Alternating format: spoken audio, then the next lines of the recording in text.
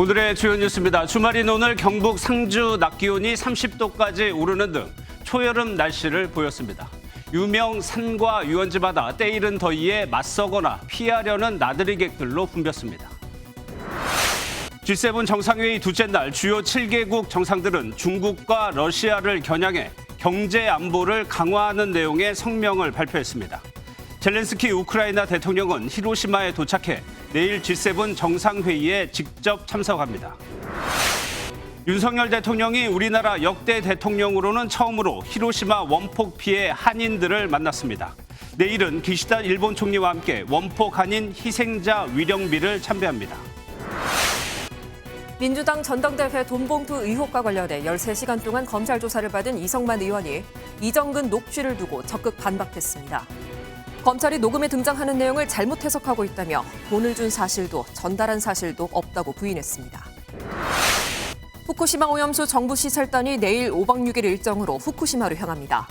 오염수 정화 시설과 실제 운영 상황을 직접 확인할 예정인데 민간 전문가와 언론은 시찰단에서 제외됐습니다.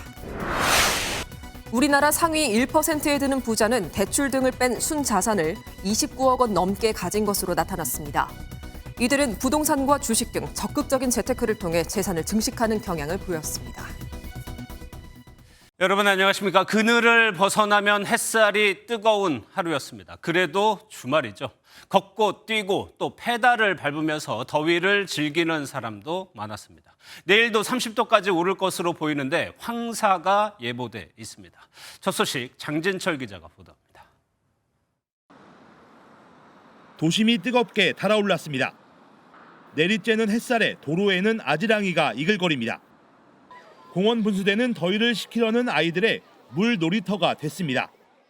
햇빛은 조금 뜨겁긴 한데 그래도 아주 덥진 않아서 괜찮습니다. 전국이 30도에 육박하는 때이른 더위가 기승을 부렸는데 더위를 피하지 않고 오히려 더위에 맞서는 사람들도 있습니다. 가벼운 복장을 한 사람들이 출발 신호와 함께 힘차게 뛰어나갑니다. 코로나19로 중단됐던 국제 트레일 러닝 대회가 4년 만에 열렸습니다. 평탄한 도로가 끝나고 해변을 지나 난코스인 산을 오르기 시작합니다. 짧게는 10km, 길게는 100km를 쉬지 않고 달린 사람들. 더위 속에 고독한 싸움을 이겨냈습니다. 바람도 너무 시원하고 뷰가 너무 좋아가지고 뛰기 너무 좋았고 되게 즐거웠어요. 힘들긴 하지만. 자전거 수천 대가 줄지어 도로를 달립니다. 뜨거운 햇살과 아스팔트 열기도 페달을 밟는 사람들의 열정을 꺾지 못합니다. 내일도 한낮에는 기온이 30도까지 오를 것으로 예보됐는데 황사가 찾아와 바깥 활동에는 어려움이 따를 것으로 보입니다. MBN 뉴스 장진철입니다. 부처님 오신 날이 일주일 앞으로 다가왔죠. 지금 서울 도심에선 연등회가 이어지고 있는데요. 4년 만에 열린 대규모 연등 행렬에 종로 일대의 도로 출입이 통제됐다고 합니다. 취재기자 연결해 분위기 알아보겠습니다. 한범수 기자, 현장 분위기 어떤가요? 네, 서울 동대문에 나와 있습니다. 조금 전인 오후 7시 승려와 불자들이 일주일 앞으로 다가온 부처님 오신 날을 기념하며 연등 행렬에 나섰습니다. 시민들은 형형색색의 빛에 마음을 빼앗겨 잠시 발걸음을 멈추고 지켜보기도 합니다. 흥인지문에서 시작된 행렬은 종로 3가와 종각 등을 거쳐 조계사에서 마무리됩니다. 오늘 행사에 사용된 연등은 총 10만 개로 참가자들이 정성 들여 직접 만들었습니다. 행렬이 끝나면 종각역 사거리에서 대동 한마당이 밤늦게까지 이어집니다. 앞서 동국대에선 아기 부처님을 목욕시키는 광불 의식과 연등 법회도 진행됐습니다. 저희가 하는 사월놀이 공연을 들으시고 기분이 좋으실 생각을 하니까 저희도 기분이 같이 좋아져요. 코로나 이후로 오랜만에 하는 행사라 많이 떨리긴 하는데 잘 할 수 있을 거라 생각합니다.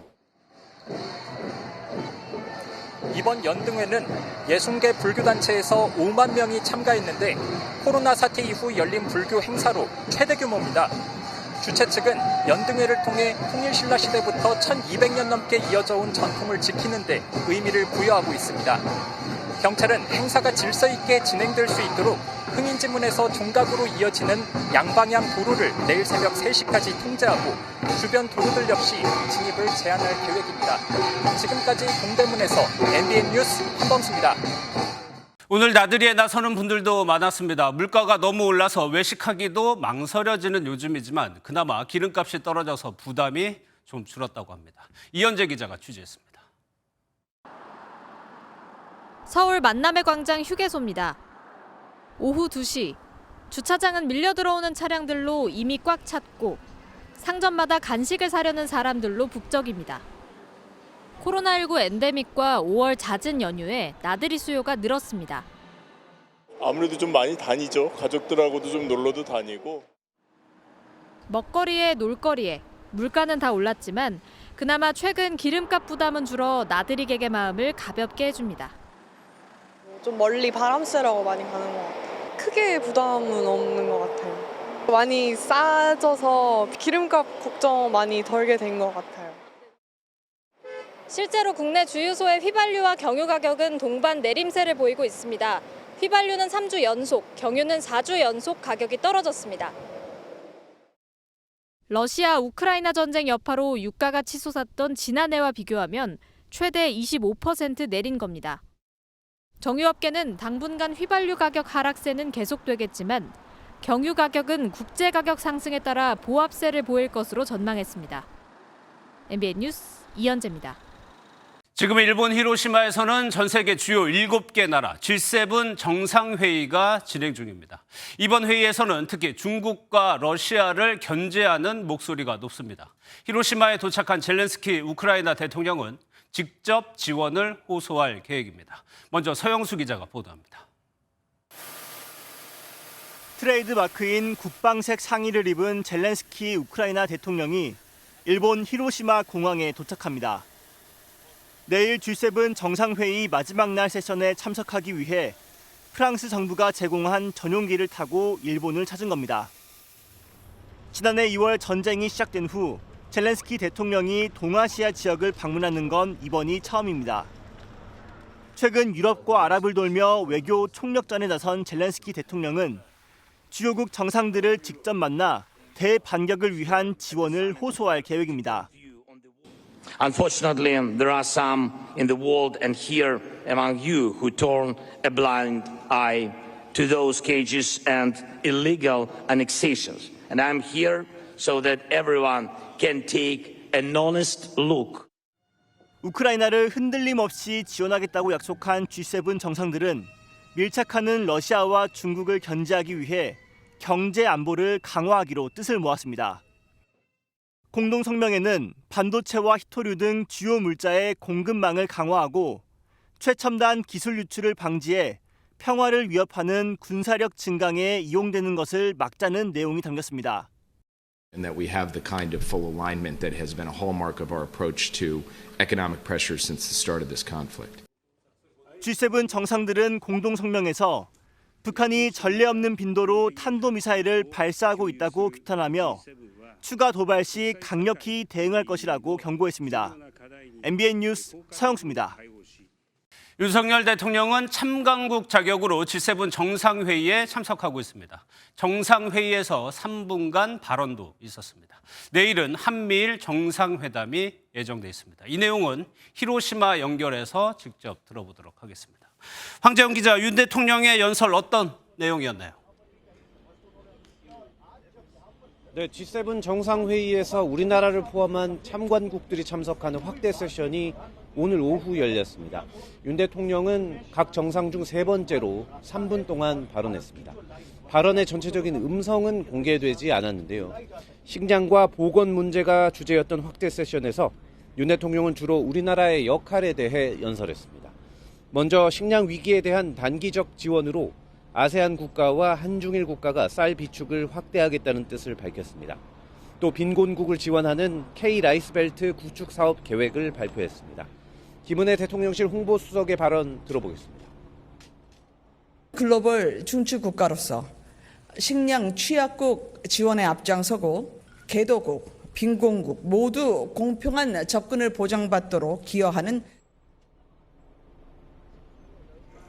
네, 보건 문제와 관련해서는 국제적인 감염병 혁신 연합에 2,400만 달러를 공여할 계획도 발표했습니다. G7 정상회의에 우리나라 대통령이 참석해 발언한 건 이번이 네 번째입니다. 내일 한미일 정상회담 의제가 나왔나요? 네, 대통령실 고위 관계자는 아직 회담의 형식도 확정된 게 없고 회담이 언제 열릴지 그리고 회담의 의제는 지금까지도 조율 중이다 이렇게 말했습니다. 그리고 최상목 경제수석 역시 경제적인 부분의 의제도 아직 말할 단계가 아니다 이렇게 얘기를 했습니다. 지금 오늘 젤렌스키 우크라이나 대통령이 방일을 했고 이 미국의 바이든 대통령도 일본과 호주 등 이 쿼드 국가들과의 회의가 추가가 되면서 미일 간 스케줄이 굉장히 복잡해졌습니다. 때문에 공식적인 정식 회담이 될지 아니면 짧은 회동이 될지 아직은 장담을 할 수 없는 상황이라고 합니다. 일단 의제는 지난해 11월 푸놈펜에서 이루어졌던 한미일 회담에서 합의된 북한 미사일에 대한 실시간 경보에 대한 실시간 정보 공유 이 점이 될 것으로 보입니다. 한미일 회담에 앞서 윤 대통령과 기시다 일본 총리는 올해 세 번째 한일 정상회담을 열고 지난 회담에서 논의된 경제산업과 민간 교류 방안을 재점검합니다. 과거사와 관련해 가슴 아프다고 했던 기시다 총리가 이번에도 어떤 발언을 할지 주목됩니다. 지금까지 히로시마에서 MBN 뉴스 황지연입니다. 앞서 윤석열 대통령은 히로시마 원폭 피해자 동포들을 만났습니다. 우리나라 대통령으로는 처음입니다. 윤 대통령은 늦게 찾아서 죄송하다며 위로를 전했습니다. 신재우 기자의 보도 보시고 G7 정상회의 뉴스 추적으로 이어가겠습니다. 윤석열 대통령 부부가 입장하자 원자폭탄 피해자들과 유족 10여 명이 큰 박수로 환영합니다. 거동이 불편한 피해 할머니의 의자를 윤 대통령이 직접 밀어주자 좌중에서 다시 한번 큰 박수가 나옵니다. 우리나라 대통령으론 처음 원폭 피해 한인들을 만난 윤 대통령은 늦게 찾아 죄송하다고 말했습니다. 대한민국의 대통령으로서 이렇게 늦게 여러분들을 찾은 것에 대해서 다시 한번 죄송하다는 말씀을 드리겠습니다. 히로시마 한인 피폭자는 사망자 3만 명을 포함해 5만여 명으로 추산되는데 강제징용 등으로 소재가 불분명한 인원까지 더하면 더 많을 것으로 추정됩니다. 체내에 방사능이 있을 수 있다는 불안감으로 피폭자들은 일본 내에서 결혼이나 취업 등에서 차별을 받아왔습니다. 특히 피폭 한국인은 민족차별까지 더해져 70년 넘게 이중 고통을 겪어왔습니다. 피해자들은 윤 대통령 방문에 감사를 표하며 한일 관계 개선도 당부했습니다. 정말 긍이왕과 힘됩니다. 그리고 한일 우호 관계 발전 이바지하리라고 믿습니다. 제 뒤로 보이는 건물은 원폭 투하 당시 유일하게 중심지에서 남은 건물, 바로 원폭돔입니다. 윤 대통령은 내일 이 원폭돔 인근에 있는 한인 희생자 위령비를 기시다 총리와 함께 참배할 예정입니다. 히로시마에서 MBN 뉴스 신재우입니다. 네, 정치부 김태희 기자 나와 있습니다. 어서 오세요. 예. 앞서 리포트에서 공동 성명에 북한을 향한 메시지 있다고 봤는데 자세하게 한번 다시 볼까요? 네, 일단 핵심은 북한의 핵무기를 절대 용납하지 않겠다는 겁니다. 예. 네, 각국 정상들은 이 성명에서 북한의 핵실험과 또 탄도미사일 발사 자제를 촉구했습니다. 북한이 개발 중인 정찰위성 발사를 염두에 둔 것으로 풀이됩니다. 유엔 안전보장이사회 결의에 따라 북한의 핵무기에 검증할 수 있고 비가역적인 포기라는 목표에 대한 확고한 의지를 재차 표명했다고 덧붙였습니다.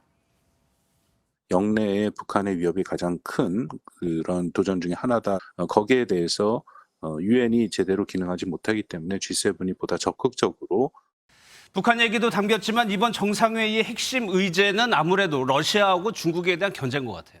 네, 맞습니다. 우선 러시아의 무책임한 핵 위협은 위험하고 수용할 수 없다고 비난하는 내용도 포함됐습니다. 또 우크라이나와 전쟁을 하면서 푸틴 대통령이 핵을 사용하겠다 간접적인 발언을 했는데 이를 비난했고요. 또 중국이 계속해서 핵탄두를 늘리고 있는데 이런 중국의 핵전력 증강에 대해 우려를 표하며 핵전력의 객관적 정보 공개를 요구했습니다. 예, 이렇게 주요국 7개 나라의 정상들이 참석해서 G7이라고 불리는데 윤석열 대통령도 갔단 말이에요? 네, 맞습니다. G7은 이름 그대로 7개 국가의 모임입니다. 예. 원래는 1970년대 근본 위제 폐지와 석유 파동 등 세계 경제 위기에 대응하는 과정에서 형성됐는데요. 미국과 영국, 프랑스, 독일, 이탈리아, 일본, 캐나다 7개국이 정회원 국가입니다. 그런데 올해는 2배가 넘는 16개국 정상이 함께합니다.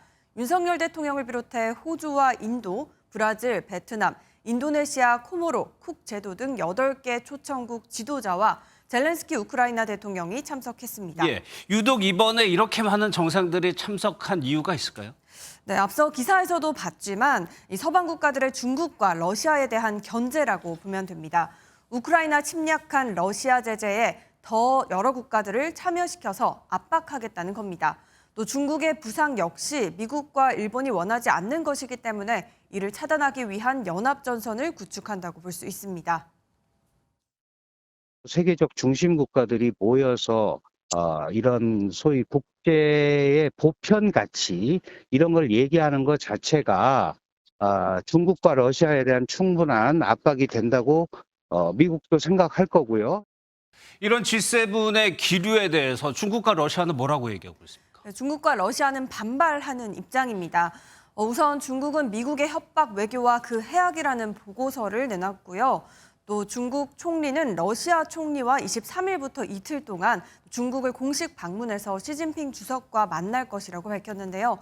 중국과 러시아의 결속은 더 강화되는 모양새입니다. 예, 알겠습니다. 지금까지 김태희 기자였습니다. 미국은 G7과는 별개로 우크라이나에 추가로 군사 지원을 결정했습니다. 바이든 대통령은 우크라이나 조종사의 F-16 전투기 훈련 계획을 전격 승인했습니다. 러시아에 대해서는 추가 제재를 발표했습니다. 워싱턴에서 최중락 특파원입니다. 바이든 미국 대통령이 주요 7개국 G7 정상회의 기간 우크라이나를 침공한 러시아에 대한 압박 수위를 높였습니다. 먼저 F-16 전투기를 비롯한 4세대 전투기에 대한 우크라이나 조종사들의 훈련 계획을 승인했고 젤렌스키 대통령은 곧바로 SNS를 통해 역사적 결정이라며 환영했습니다. 우크라이나는 그동안 전투기 지원을 요청해왔지만 미국은 확전 우려와 지원 비용을 고려하며 난색을 보여왔습니다. 하지만 미국 내에서도 우크라이나 전투기 지원 목소리가 커지고 있어 바이든 정부가 훈련뿐만 아니라 전투기를 지원할지에도 관심이 쏠립니다. But they do need that capability. That capability to establish air superiority and to support ground operations is really essential right now. 전투기 조종 훈련은 유럽에서 진행되며 미국 측 인사들이 훈련에 참여할 예정으로 수개월이 소요될 전망입니다. 바이든 대통령은 G7 정상회의 직후 러시아의 개인과 기업 등에 대한 무더기 추가 제재도 단행했습니다. 이에 러시아는 보복으로 버락 오바마 전 미국 대통령과 연방 상하원 의원 등 500명의 입국을 금지했습니다. 백악관은 또 G7 정상들이 한반도의 비핵화를 지지했으며 중국에 대해서는 배제하는 것이 아니라 위험 제거를 목표로 접근한다고 밝혔습니다. 하지만 G7 정상회의에서 미국 주도의 공동 성명에는 전례 없는 대중국 견제 방안이 담길 전망이어서 중국의 반발은 더욱 거세질 전망입니다. 워싱턴에서 MBN 뉴스 최중락입니다.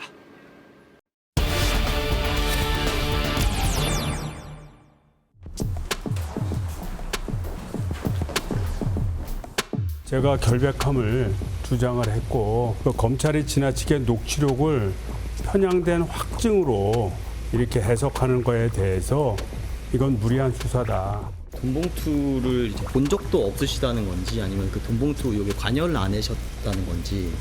저는 돈봉투하고는 아무런 관련이 없습니다.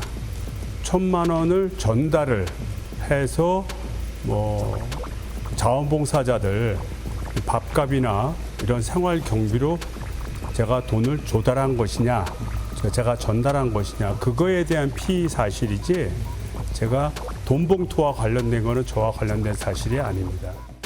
그 녹음 파일에서 네. 돈 내일 주면 안 될까라고 하시던데 그 돈이 좀 무슨 돈을 얘기하신 건지.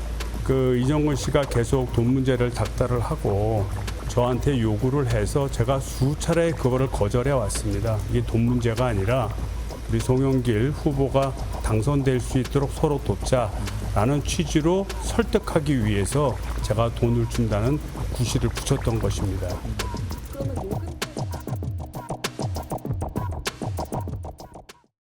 네, 보신 것처럼 이성만 의원은 전당대회 돈봉투 의혹을 전면 부인했습니다. 그렇다면 돈을 준 듯한 말이 담긴 녹취는 뭐였을까요? 법조팀 우종환 기자와 따져보도록 하겠습니다. 어서 오세요. 예, 이 사건은 육성이 담긴 녹취 파일이 이미 다 공개가 됐어요. 이성만 의원이 부인했던 그 내용, 녹취 내용부터 한번 다시 볼까요? 네, 이정근 전 더불어민주당 사무부총장의 녹음 파일을 보면요. 지난해 3월에 이 전 부총장이 강래구 전 한국감사협회장과 지역 인사들에게 줄 돈봉투를 논의한 뒤 이성만 의원과 이 전 부총장이 대화를 한 내용이 등장합니다. 예. 돈 내가 내일 주면 안 돼? 내일 오전 10시에 갈 테니까. 돈을 주는 방법에 대한 이야기도 마찬가지로 등장합니다. 아니 그렇게 하지 마. 왜? 오빠가 받아서 나한테 줘. 그냥 송이 때 바로 같이 얘기했는데.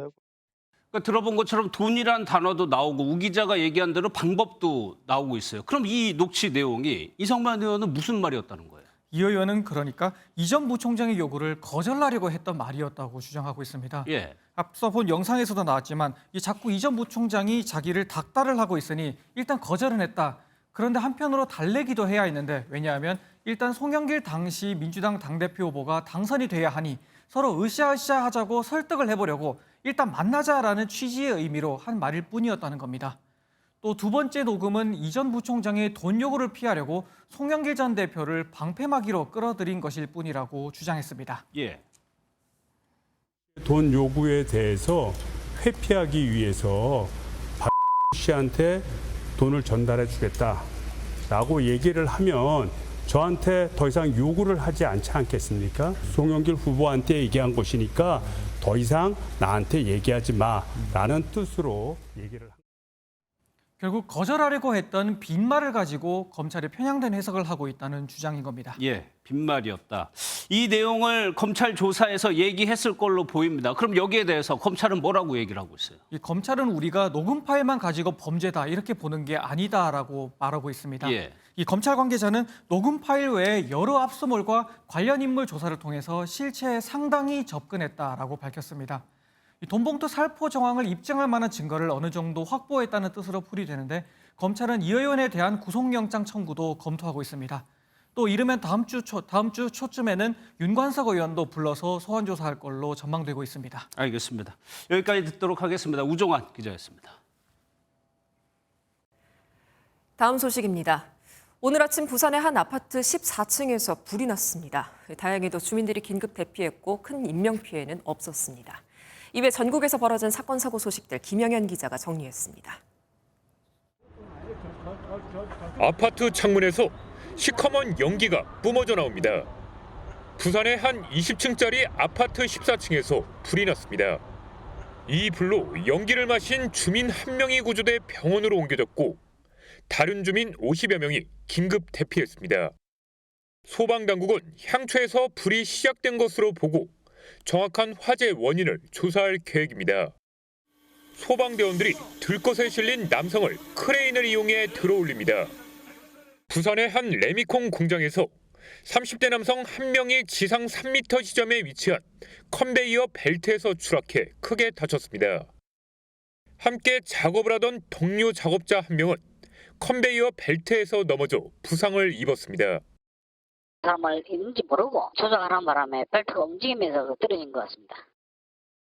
오늘 오전 9시 30분쯤 강원 원주시 영동고속도로 강릉 방면 128km 지점에서 가드레일을 충격한 화물차를 뒤따르던 승용차 세대가 추돌했습니다. 이 사고로 승용차 탑승객 60대 남성이 크게 다치고 다른 차량의 6명도 경상을 입고 병원으로 옮겨졌습니다. 경찰은 화물차 타이어에 펑크가 나면서 사고가 난 것으로 보고 정확한 사고 경위를 조사하고 있습니다. MBN 뉴스 김영현입니다. 후쿠시마 오염수 처리 과정을 점검할 우리 시찰단이 5박 6일 일정으로 내일 일본으로 갑니다. 여야는 오늘도 시찰단 구성과 성격을 놓고서 공방을 이어갔습니다. 관련해서 김태림 기자가 보도합니다.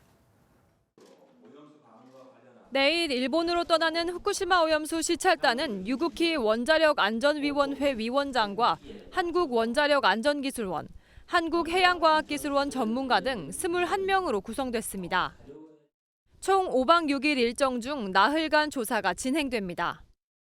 이번 시찰의 핵심인 후쿠시마 현장 방문은 23일과 24일 이틀 동안 이뤄집니다. 시찰단은 원전 오염수의 정화, 방류 등 전반적인 과정을 직접 확인할 계획입니다.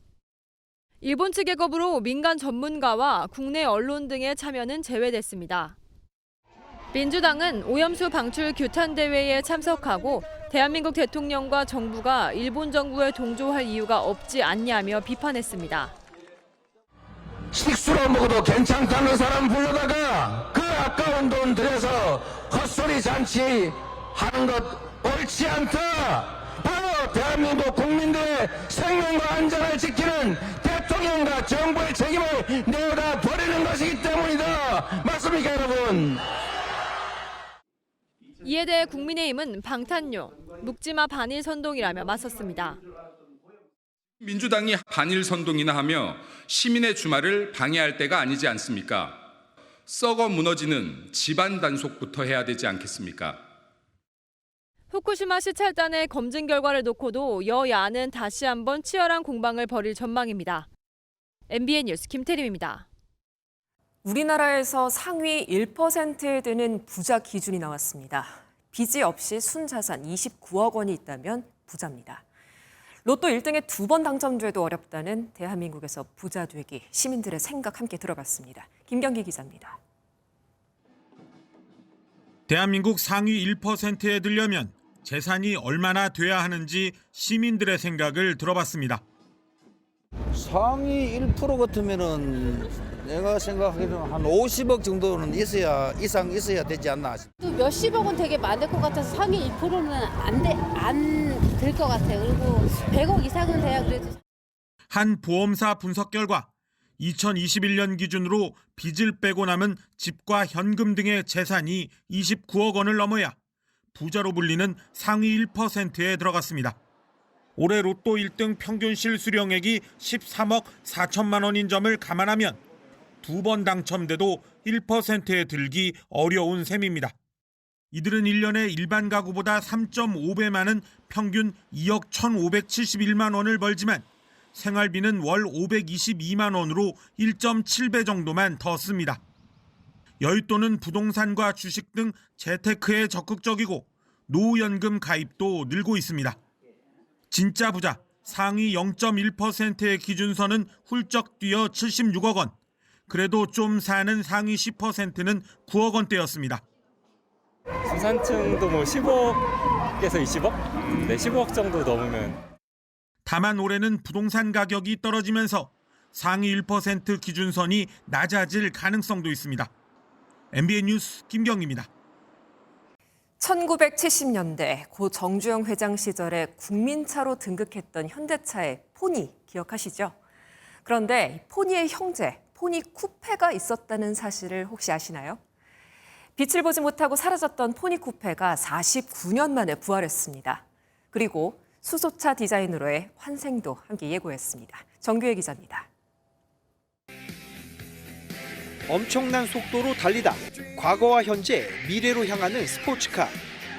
80년대 전 세계를 사로잡았던 영화 백투더 퓨처의 타임머신 드로리안입니다.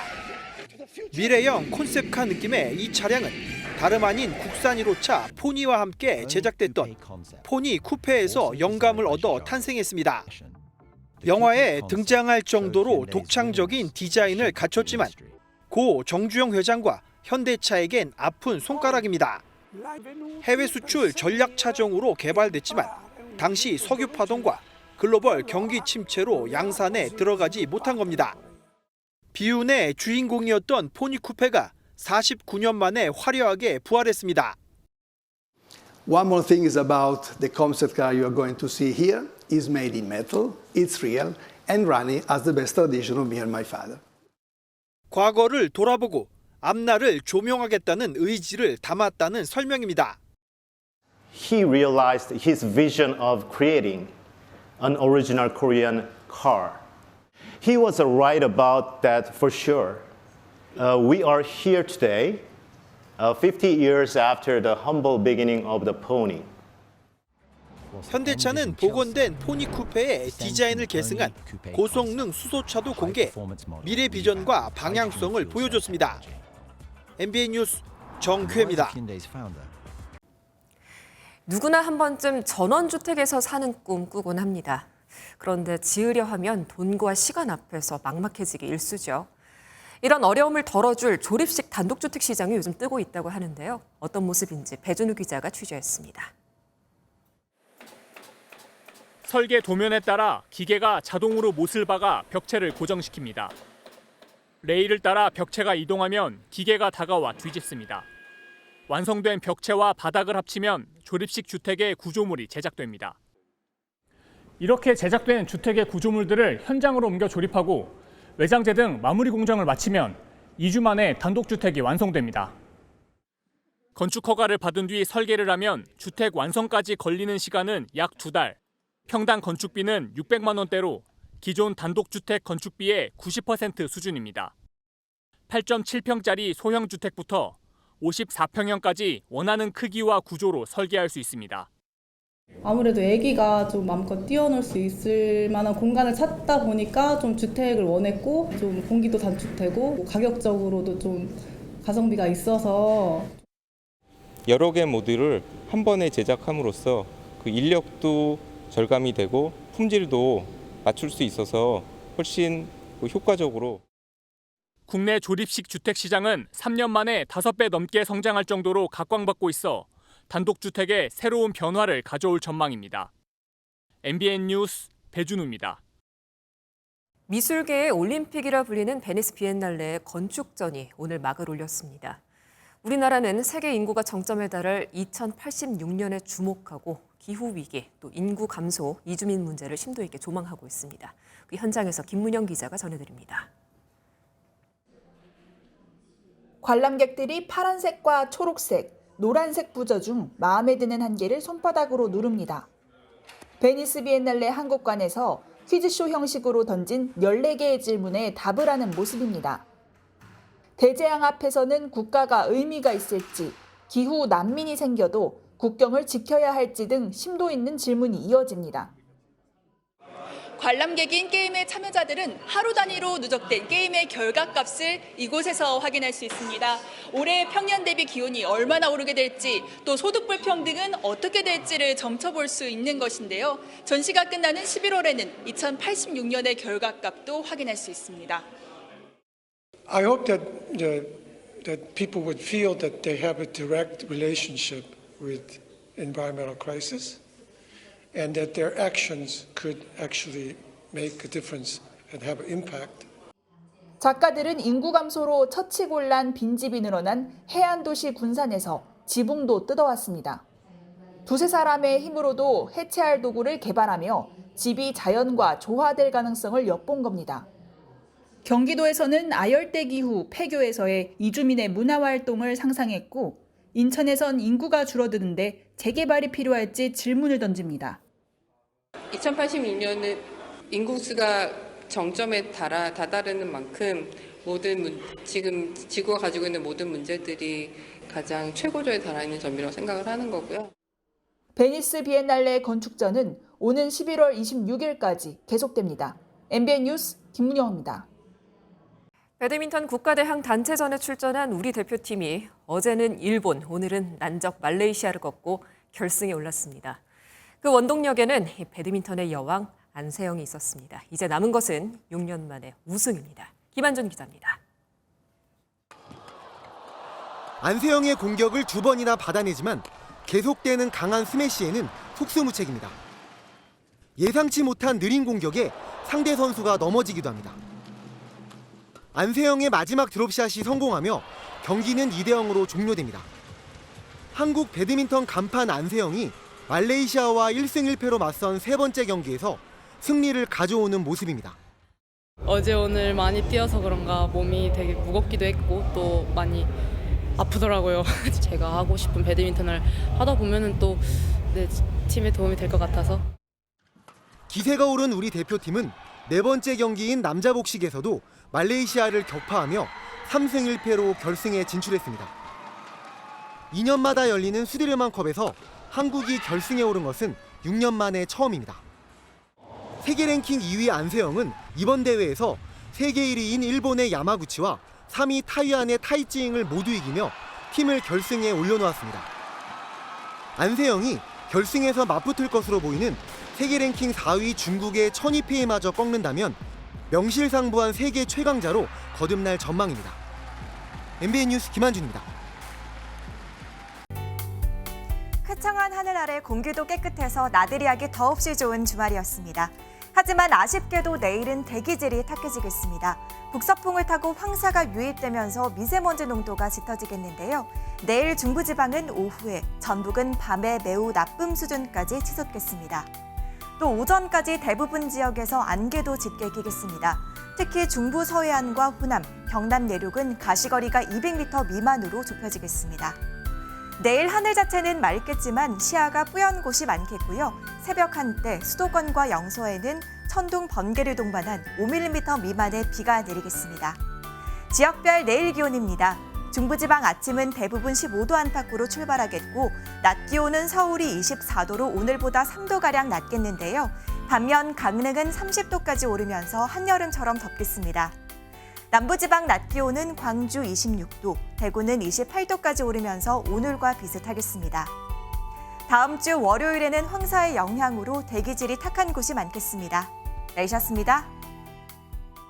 네, 오늘 영상 속으로는요, 초록빛이 싱그러운 밀양의 저수지, 위양지 모습을 담았습니다. 보시면서 편안한 저녁 시간 보내시기 바랍니다. 고맙습니다.